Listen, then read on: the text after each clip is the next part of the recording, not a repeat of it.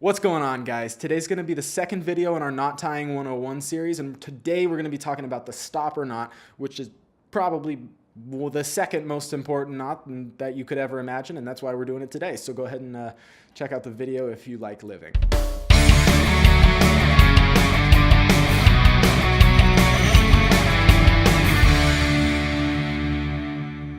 Hey guys, if you like the outdoors, including backpacking, rock climbing, camping, mountaineering, whatever it may be, you're really going to like our channel, or at least I hope you will. So why don't you guys go ahead and hit the subscribe button down at the bottom. That way you will be able to see all our content whenever we post it. We post gear reviews, how-to videos, whatever you guys may need in order to have more fun outdoors. So hit the subscribe button. All right, guys, so today's video is going to be about the stopper knot, which is a really important knot for rock climbing. It could definitely 100% save your life one day. If you guys have seen the new movie out about Alex Honnold and his free solo send of El Capitan, free solo, you guys might remember from the video that at one point he actually ended up hurting himself because there was no stopper knot in the end of his rope. And that's what we're here to talk about today. It's really important that you always add a stopper knot at the end of your rope, because it's very possible that if you don't, and something happens where you take a fall, or maybe the belayer belays too far and doesn't realize it, your rope can completely come out of the belay device, which will leave you completely hanging without any kind of safety devices whatsoever. Or even worse, if you take a fall and it pulls the rope through the belay device, then you're gonna deck and you could get seriously injured. So today we're gonna be showing you how to avoid that situation altogether, because that's a terrible situation. And it's not that complicated, so I don't know why everyone doesn't do it. So let's jump in. This is the stopper knot here. Technically, a stopper knot is not one individual knot. You can use really any bulky knot. This one that I like to use is the barrel knot. To start by tying the stopper knot, you're gonna need a large bite of rope. So you're gonna start actually the exact same way that you would with a figure 8 knot, and pull it out for the full length of your arm, grab it at about your shoulder, and you're gonna start right here. The difference is, instead of starting like you would a figure 8, you're gonna actually stick out your index finger and pull the loose end of the rope over your finger and loop it back on itself. So you see now there's an X forming. 1, you're gonna do it 3 times. That's 2, and then 3. So now you've got it wrapped around your finger 3 times, and your finger is pushed through the middle of all those loops. So what you're gonna do is remove your finger slowly, keeping these loops together. So now you've just got a loop of rope.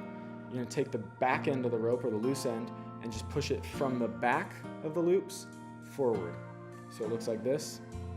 And then you're gonna just pull it tight and make sure it's well dressed so that no loops are overlapping each other or whatsoever. So you can see now that there are 3 loops like that on that side, 4 over here on this side, and that's how you know you're gonna have the proper barrel knot. This is a really bulky knot, it won't pull out, and you also wanna make sure you've got a lot of tail on the end of it, just in case. And this is good because if you're belaying the rope and your belay device comes to the end of the rope, instead of belaying off the rope, the knot will get caught in the belay device, which is significantly better than dying, or getting seriously injured as well. So I'll show you how to tie it one more time. You're gonna pull out a full arm's length of rope, stick it over your index finger, wrap it once, twice, 3 times. So now I've got 3 strands. Pull your finger out, so now you've just got a nice loop of cords, or rope, and then push it from the back end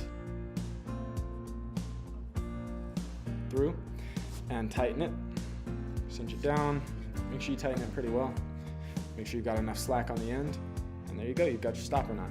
My advice to you would be, use this in the end of your rope every single time you go rock climbing. I don't care. Every single time. In the gym, trad, sport, I don't care. Every single time you go rock climbing, put a stopper knot on the end of your rope. It cannot possibly hurt you, and it could possibly save your life. Another thing that you can use this knot for is you want to tie 2 stopper knots, 1 in each end of the rope, whenever you're rappelling off of a pitch. You definitely do not want to rappel off the end of a rope. So it's nice to know that even if you get to the end of the rope, you won't accidentally rappel off the end of the rope, because the stopper knots will stop you from going any further. The one thing that you got to keep in mind, though, is that if you're going to then pull your rope, you're going to want to untie the stopper knot that's going to be pulled through the anchor, or else it could get caught. You could get your rope stuck, and somebody's going to have to climb up and get it, or you're going to have to leave it, or something, which is never good. So always add your stopper knots, whether you're rock climbing or rappelling or whatever, but also remember to take it out if you're going to be pulling your rope. Listen, guys, the reality is it happens to really good climbers all the time. Alex Honnold is a great example. That guy's a phenomenal climber. He knows exactly what he's doing, but the reality is he still did get hurt because of you know, a mistake like this, and it happens. That's life. But we got to make sure that we give ourselves the best opportunity to not get hurt. So make sure you add that stopper knot every time you go climbing. So like I mentioned before, this is not the only stopper knot that you can use. There may be better options available. If there are, if you guys know of any, why don't you guys go ahead and let us know in the comment section down below. You can help out the community, and maybe I'll learn something. Who knows? But this is the one that I've been using my entire career. It's worked well for me so far, and I'm still alive today. So, you know, at least it's got a decent track record so far. Other than that, guys, if you like this video, go ahead and hit the like button. It makes me happy. And if you like the content that we post, why wouldn't you go ahead and hit that subscribe button? I mean, it's free for you, and for me, it's good. It makes me happy. So go ahead and hit that subscribe button, hit the notification icon. You'll be notified every time we post videos, so you can check out our other videos, like our how-tos and reviews. Other than that, though, this has been Trevor Long for Sawback Gear, and I look forward to seeing you outside.